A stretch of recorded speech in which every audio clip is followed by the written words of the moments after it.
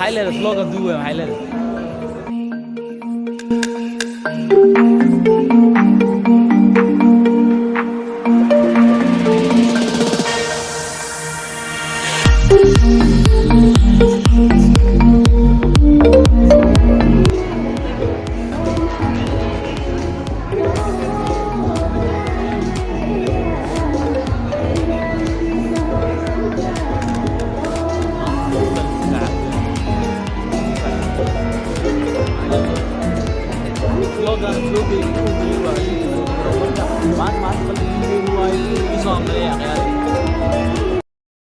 A few moments later.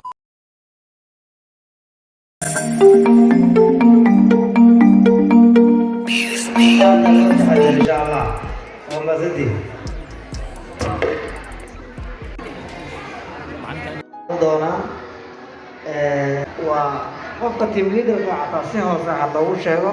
waa comment muhiim oo hadii la yiraahdo wax problem ma laha waxa la sameyn doonaa ciwaanka habku ismarayahay maana waa la hagaajin karaa hadii la yiraahdo waxa kala tatanaysaa supervisor-ka groupka hal mar loo saxbiyo aad u maasay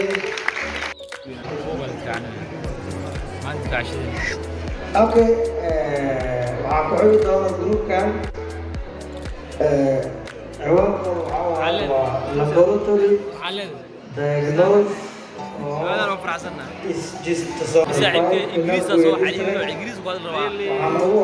كان قاعد عبد الله آدم بس سبيشال داي اور داي برزنتر كاي ماده روكا markuu ay banayaan markay of Somali Ethiopian among the children live in Afgoya district lower Shabelle Somalia waxaan ugu joognaa baaritaanka loo sameynayo dadka qabo ama caruurta qabo Somali Ethiopian kuwaas oo ku nool degmada Afgoya ee gobolka Shabeellaha Hoose cudurkan hadii aan wax ka sharaxno background-kiisa waa cudur inta badan wuxuu conclusion marka uu imaanay Somali Ethiopian maadaama ay saameyn ku yeelan karto dhammaan dunida oo dhan ayaa waxay ka mid tahay qayb ka mid ah Afrika ayadana saameyn ayuu ku leeyahay 90% cudurkan waxa uu saameynta ugu badan uu ku leeyahay waxa waaye qaaradda Afrika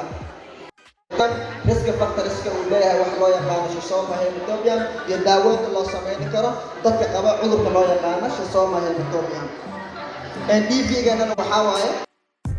waa general objective iyo wax loo yaqaan specific objectives general objectives keena waxa weeyaan wax loo yaqaan cudurkan in lagu identification lagu sameeyo ama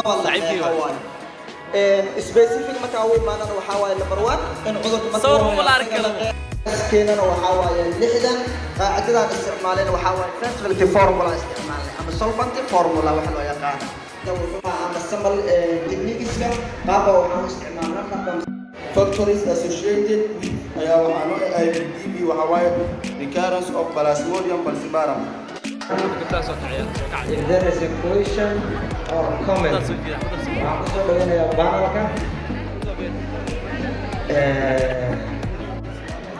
video في حلقة عملية المشاريع المخصصين بالكلمة لابد الجاموس لابد الجاموس ولابد بشيء صغيرة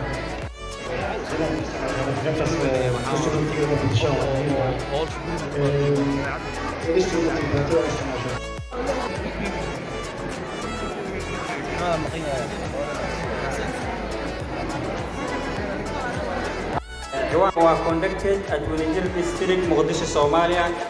Study population. The population of study was mother attended in Unijir Health Center, Mogadishu. Data analysis was used. Statistical package for social consideration was obtained from some community in general about proceeding before childbirth by community workers.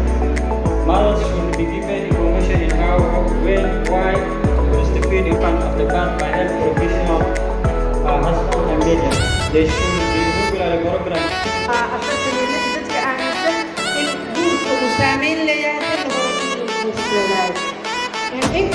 combination keena waxa waaye waxaan talada aan kaga tegayna waxa waaye in gabdhaha si in wax la baro oo la siiyo jaanis ay wax ku bartaan aan la dedejin sidoo kale dadka u doona